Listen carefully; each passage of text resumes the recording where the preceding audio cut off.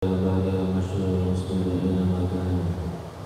هذا الكتاب وشرحه لكل نية صالحة وعلى ما نووا به سلفنا الصالحون. الفاتحة.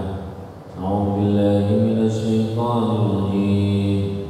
بسم الله الرحمن الرحيم. الحمد لله رب العالمين الرحمن الرحيم مالك يوم الدين إياك نعبد وإياك نستعين اهدنا الصراط المستقيم صراط الذين أنعمت عليهم غير المغضوب عليهم ولا الضالين آمين. بسم الله الرحمن الرحيم. إذا جاء نصر الله والفتح ورأيت الناس يدخلون في دين الله أفواجا فسبح بحمد ربك واستغفره إنه كان توابا. بسم الله الرحمن الرحيم. ألم نشرح لك صدرك ووضعنا عنك وزرك الذي أنقض ظهرك ورفعنا لك ذكرك فإن مع العسر يسرا إن مع العسر يسرا فإذا فرغت فانصب وإلى ربك فارغب. صدق الله العظيم. بسم الله والحمد لله والصلاة والسلام على رسول الله ومن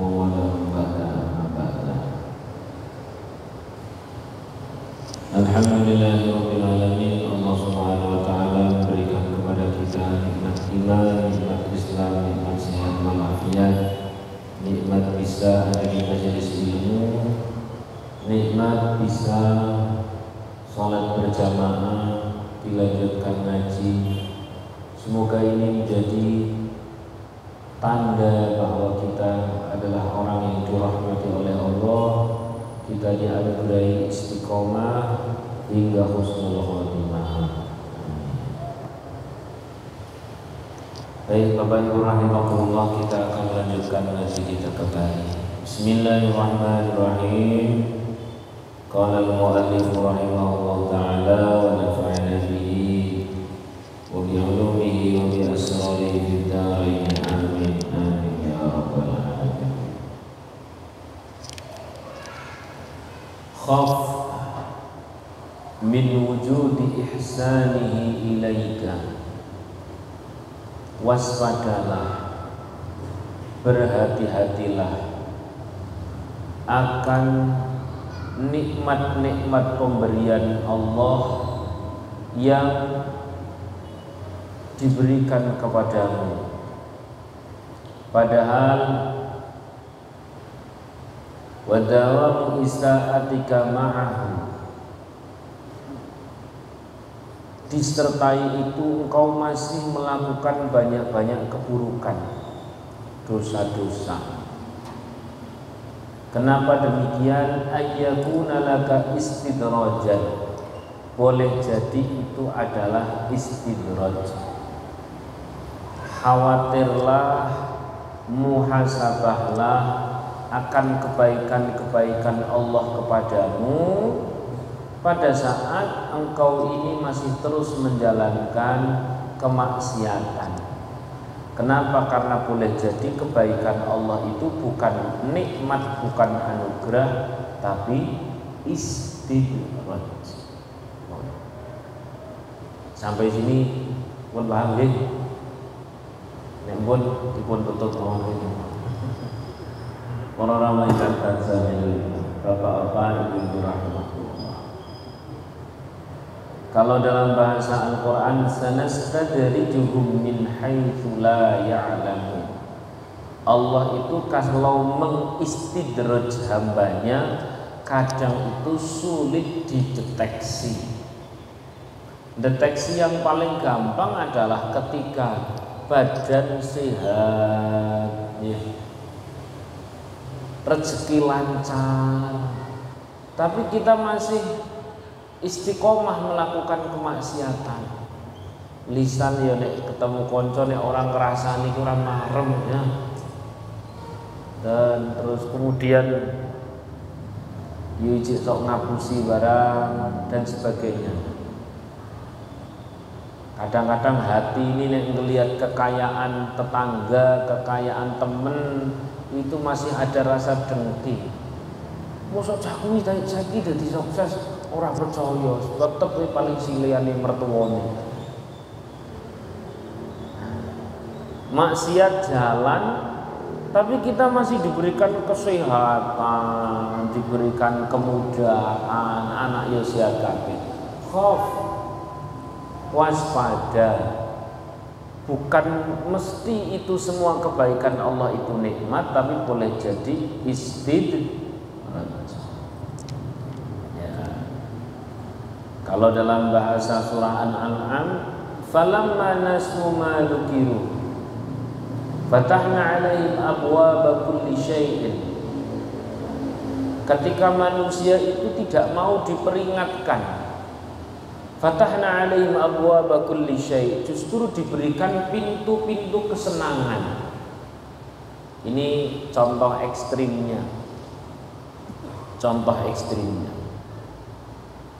adalah kadang-kadang kita sering ngobrol-ngobrol karo wong,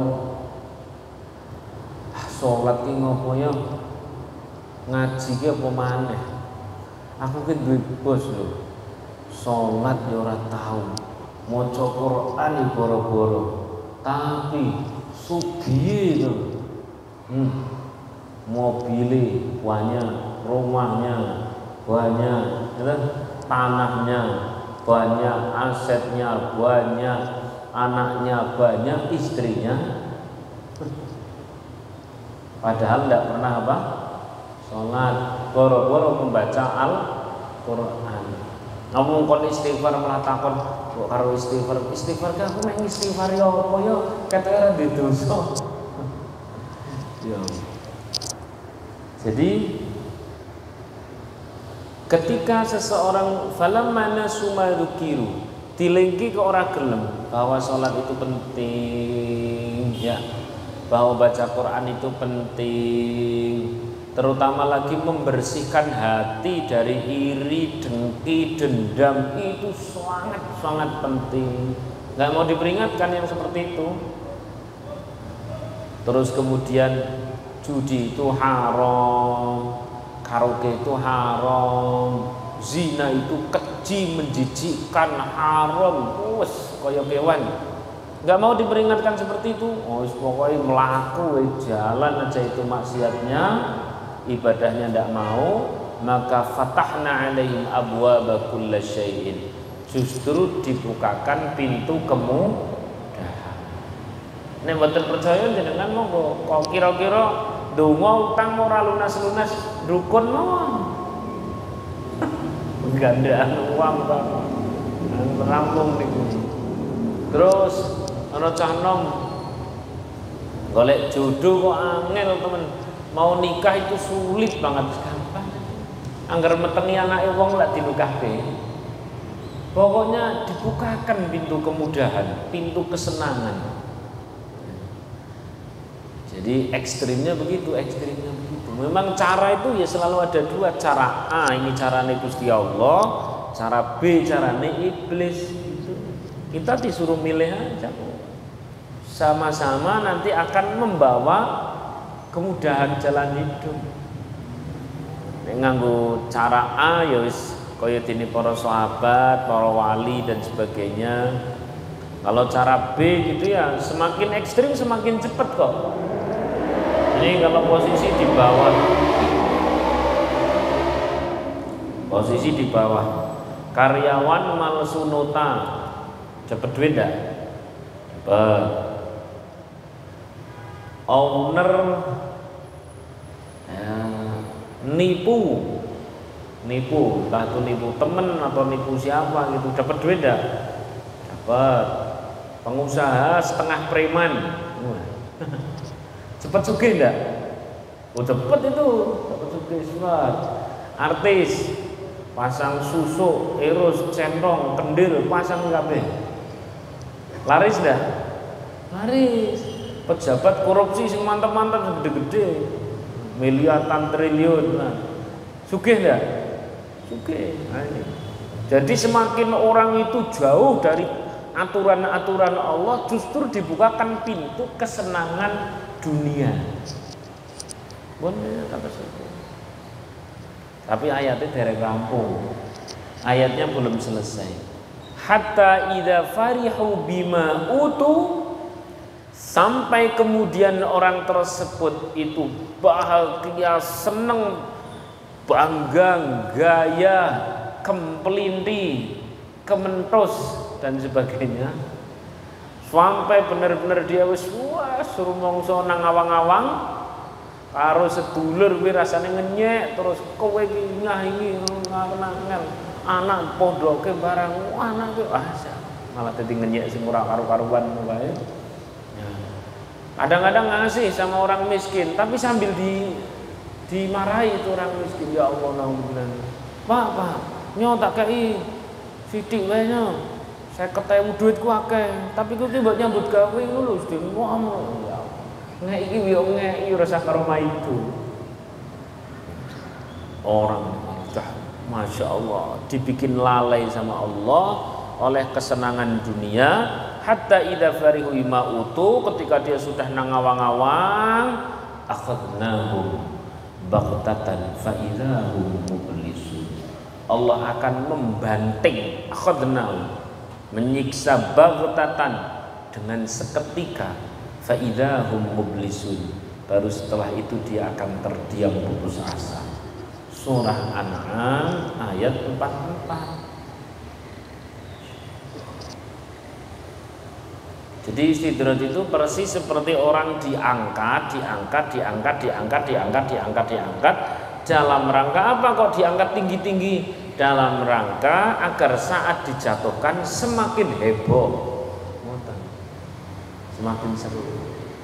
Maka kalau yang pernah diantara kita pernah diangkat oleh Allah, dimudahkan rezekinya ya kelas-kelas tuku mobil telu dan sebagainya, atau mobil 4 pernah sukses begitu, tapi habis itu ditipu atau dibangkrutkan oleh Allah Subhanahu wa taala.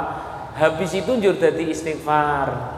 Habis itu terus mau kenal masjid, mau jadi ngaji. Oh, itu alhamdulillah, Pak. Alhamdulillah. Belum keduren. Belum terlalu apa? Tinggi. Karena begini, Pak. Ini HP kalau 5 cm saya angkat, saya jatuhkan, bunyinya apa? Tak. Nek 5 meter prak, 5 kilometer saja apanya. Jadi siapa-siapa yang kemarin dibikin bangkrut, ketipu, kehilangan, terus habis itu terus jadi ketok ngaji, terus arwone meh istighfar. Nah, saya ini saya belum terlalu tinggi dibandingnya. Sing bahaya itu masih terus lalai, terus lalai, sampai tua, terus kemudian dibanting pas tua, paling naudzubillah lagi sadar pas meh mati.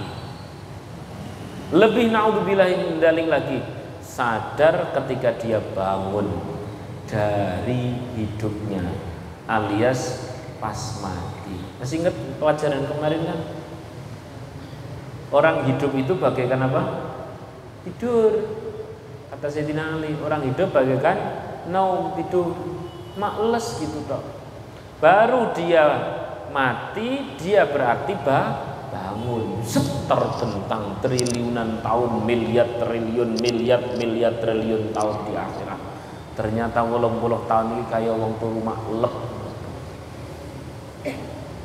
Baru dia sadar, nah ini paling parah. Maka nek sing kemarin-kemarin wis tahu sukses, Ya, terus habis itu dibanting sama Gusti Allah jadi mau istighfar, jadi mau kenal masjid, jadi ngaji, jadi sadar waktu ki duwe sedulur, biyen dong sugih tangga mati ora tau kenal. Alhamdulillah, belum terlalu tinggi tingkat dibantingnya. Ini kok rasanya kok ngaji ini kok yo dadi ngalamun ngeten. Ya Allah, Allah.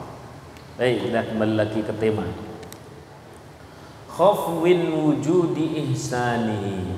Ada baiknya kita waspada, ada baiknya kita takut, ada baiknya kita khawatir, bertanya-tanya tentang kebaikan-kebaikan Allah.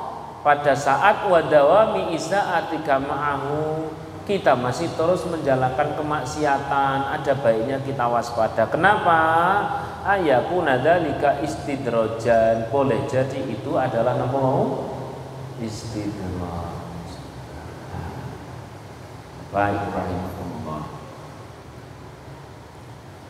Dan namanya istidraj itu bahasa Quran sanastadrijuhum min haitsu la ya'lamun. Kita diistidraj oleh Allah itu memang tidak nyadar. Kenyataannya sampai hari ini kita sehat, anak sehat, detak jantung, denyut nadi, terus kemudian otak, terus kemudian kita masih makan yo enak dan sebagainya. Itu kan nikmat luar biasa. Lalu kok disertai dengan adanya kemaksiatan dan sebagainya, boleh jadi kenikmatan itu bukan anugerah, tapi nama mau istidraj yang suatu ketika dibanting oleh Allah. Entah dengan apa, dinakali orang, sakit atau apapun, Allahu a'lam bishawab. Nah, terus dhewe kon piye, mosok kon inilah ngaji, Pak. Ngaji model-model seperti ini tuh permasalahannya rumit. Permasalahannya rumit, tapi solusinya apa? Simpel. Milih masalahnya rumit solusi simpel atau milih masalah simpel solusi rumit? Nah, masalah rumit ya kan, itu istidraj kan rumit. Gimana coba kita ini tidak maksiat? Dewean, kadang ngalamun, sing dilamun ki sing ora-ora. Ketemu konco, ngrasani, nyekel HP yang 66 masih muda-muda seperti saya tuh, pegang HP, buka grup, seret ada kiriman. Tulisannya jangan pulang terlalu malam Mas, ini malam Jumat. Lo kok gambarnya kok ayu men, sing nom-nom. Yang masih muda-muda seperti saya, nah jenengan sing sepuh-sepuh insyaallah mboten lah. Ya Allah, gimana coba kita tidak maksiat dan Allah masih terus ngasih nikmat. Boleh jadi nikmat itu bukan sebagai nikmat tapi sebagai apa mau? Istidraj. Terus piye? Nah, gitu. Ini pentingnya ngaji. Bapak Ibu rahimakumullah, dua hal yang tidak boleh kita tinggalkan. Yang pertama, satu, kita itu tetap tidak boleh meninggalkan yang namanya istighfar. Wis tidak boleh ditinggalkan. Yang namanya istighfar itu tidak boleh ditinggalkan. Sebagaimana kita tidak pernah meninggalkan dosa, lalu kenapa kita meninggalkan apa? Istighfar. Tapi koyo ngenyek dosa istighfar, dosa istighfar, dosa istighfar, dosa istighfar. Daripada dosa orang istighfar, dosa lalu parah lah. Yang penting dosa istighfar. Ngerasani astagfirullahaladzim, ngerasani mana? Terus kemudian sholat telat, astagfirullahaladzim, mau sholat jam 9 ya Allah, ya Allah. Ketoke koyo nek dong pas masjid soleh-soleh banget, kadang-kadang ya masih tangine ya telat. Padang nih, astagfirullahaladzim. Sholat kita karo lampune pateni kuatir konangan karo ponaan. Astagfirullahaladzim. Ya itu. Istighfarnya yang tidak boleh ditinggal. Bapak. Jadi begini Pak Bu. Namanya orang itu sedang dipersiapkan oleh Allah menuju puncak kesuksesan. Apa itu puncak kesuksesan? Husnul khotimah mboten mau niku puncak sukses. Kalau belum husnul khotimah mbok sak soleo-soleo kaya ngopo belum sukses. Walaupun itu Ustaz seperti saya ini Masya Allah banyak godaan. Wis to banyak godaan. Godaan dunia wis nang ngarep moto, godaan wanita ya ora entek-entek gitu. Ya Allah ya Rahman. Puncak kesuksesan apa mau? Husnul khotimah. Lah setiap kita ini dipersiapkan menuju husnul khotimah itu memang caranya begitu. Dosa 50. Misalkan dulu kita pas masih muda dosa 9 kali, istighfarnya sekali. Ini. Dosa-dosa berikutnya dosa-dosa 8 kali, istighfarnya 2 kali. Makin ke sini dosanya 50%, istighfarnya 50%. Terus makin ke sini lagi, ya tetap dosa. Dosanya 2%, istighfarnya sudah 9%. Makin ke sini dosanya 1%, istighfarnya yang 90%. Sallallahu alaihi wasallam. Ora dosa, ora mungkin. Bukan malah nekat. Wah, berarti nek ora dosa ora mungkin berarti sengaja ngelakukan itu saja. Wong mboten usah disengaja loh, tetap kejeblos kok dadak disengaja ora. Nah, aneh. Betul atau tidak? Ya Allah. Sampai paling puncak dosa kita 1, istighfarnya 90%, bahkan 100% lebih dari itu. Nah itu husnul khotimah. Amin Allahumma amin. Itu satu yang tidak boleh ditinggalkan. Karena tidak mungkin kita ini tidak berdosa. Masya Allah tidak mungkin. Saya ulangi lagi ya. Khafwin wujudi ihsani ilaik wa dawami izaatika ma'ahu ayyakuna laka istidrajan. Kamu ada baiknya muhasabah, waspada akan kebaikan-kebaikan Allah. Boleh jadi itu bukan nikmat, tapi itu apa tadi? Istidraj. Bila terus dibarengi dengan maksiat. Contoh ekstrimnya tadi itu yang dalam surah An-'Am 44. Falamma nasu ma dzukiru fatahna 'alaihim abwaaba kulli syai'in. Semakin manusia itu tidak mau diperingatkan dengan peringatan-peringatan dari Allah, dari Rasulullah, dari pewaris para nabi, suruh sholat masih bolong-bolong, masih terus maksiat, ya, masih doyan harta yang haram, masih sering bentak-bentak orang tua, ya, ngerasani iri, dengki sama teman sendiri di kantor, di rumah dan sebagainya. Diperingatkan kok ndak mau, diperingatkan kok ndak mau, disuruh berhenti dari apa itu game yang pakai apa, game yang judi itu ndak mau, suruh sholat sing rodok sregep jamaah yo ndak mau dan sebagainya. Ternyata fatahna alaihim abwaaba kulli syai'in, justru dibukakan pintu nopo kesenangan. Pintu kesenangan. Ya tadi itu sudah saya sampaikan. Utang ora lunas-lunas, ndonga ora kabul-kabul, dukun wae cepet. Gitu. Dukun wae cepet. Nah, rasane kok dodol kok ora badine kok ora marem ya. Wis gampang. Ngowahi timbangan, itu badine kok marem, ya. Nah, terus kemudian barangnya di kamuflase. Terus kalau jadi pengusaha yang semi preman gitu loh, sing ora beres langkrek, semi preman, sing pejabat itu korupsi sekalian. Terus tadi itu artis pasang susu, irus, centong, kendil pasang kabeh. Ini makin sukses, makin sukses. Fatahna alaihim abwaaba kulli syai'in. Fatahna alaihim abwaaba kulli syai'in. Saya itu punya teman, alhamdulillah sekarang sudah tobat. Dia itu punya nggak tanggung-tanggung outlet. Saya kira outlet apa Pak? Ada pokoknya Ustaz, laris. Lancar pokoknya. Di mana? Saya senangnya pakai ya ruko tapi yang agak besar. Saya tuh mau cerita tapi saya malu ada karyawan saya. Nah, yes, nanti zaman segitu masih belum WA Pak, pakai BBM. Ya sudah, terus pulang BBM gitu. Sebenarnya tadi saya mau tanya Ustaz, lah kenapa? Tanya Pak.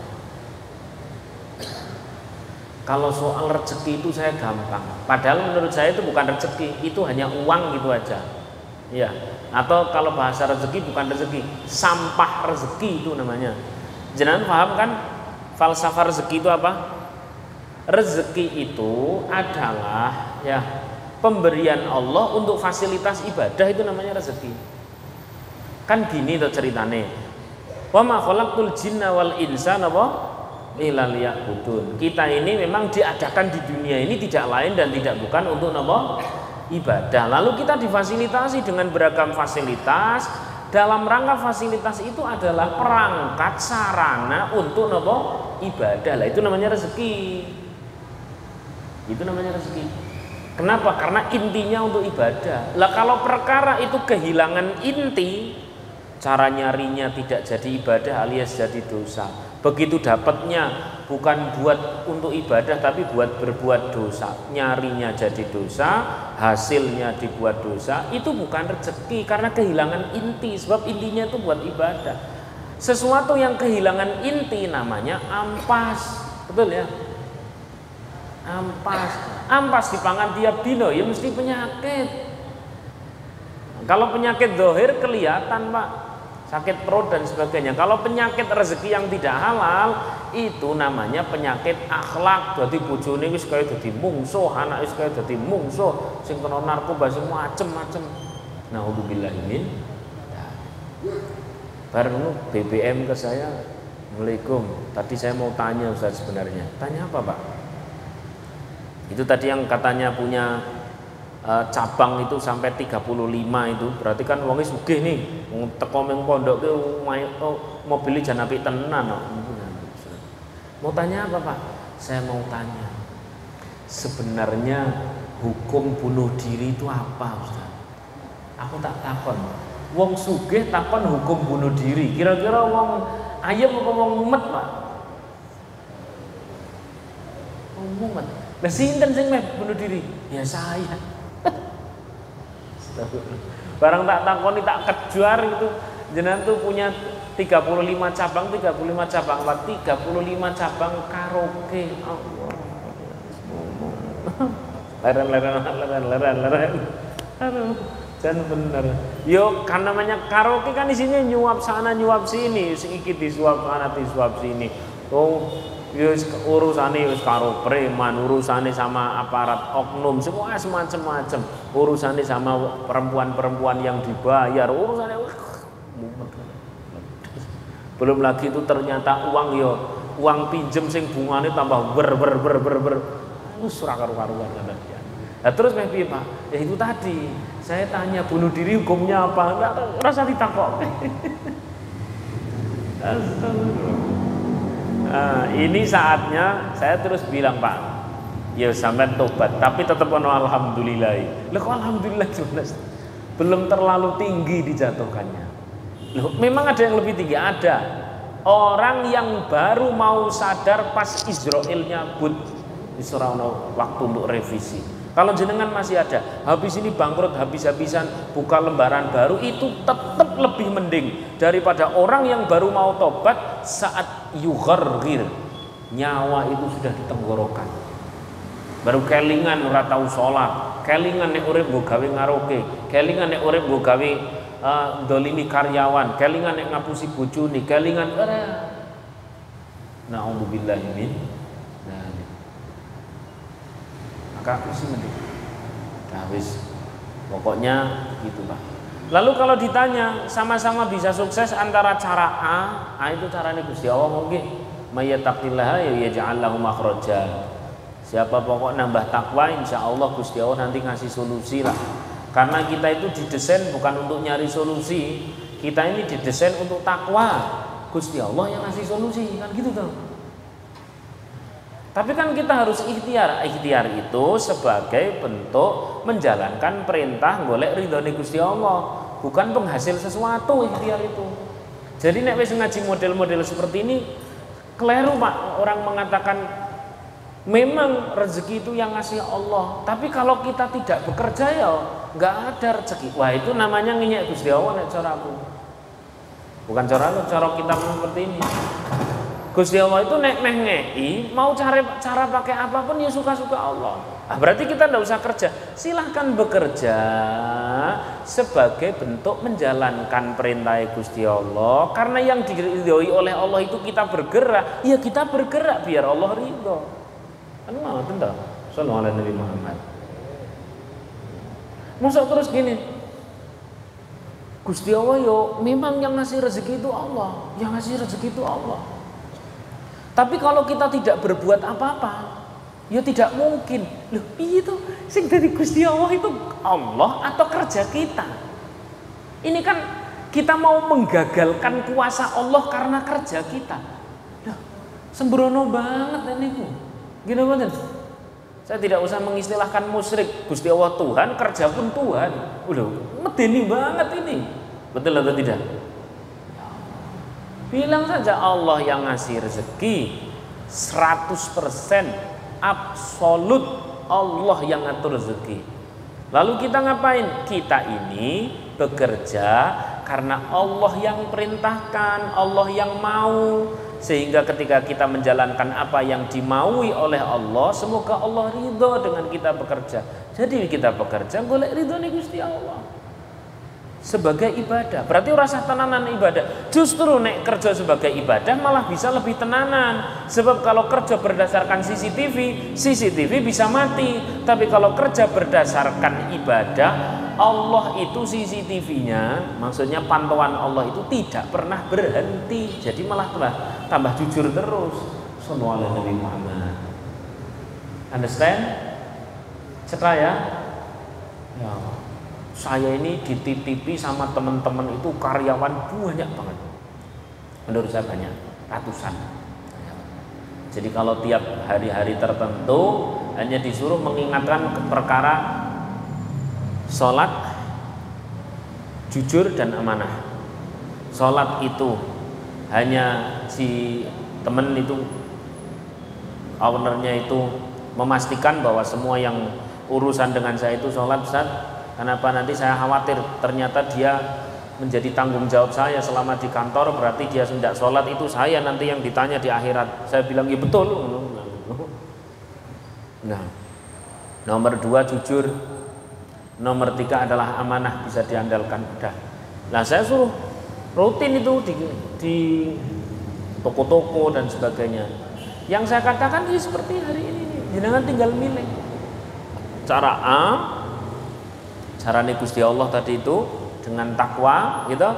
Lalu kerja itu sebagai apa mau? Ibadah. Kalau kerja sebagai ibadah orang khawatir CCTV mati, tetap kudu jujur.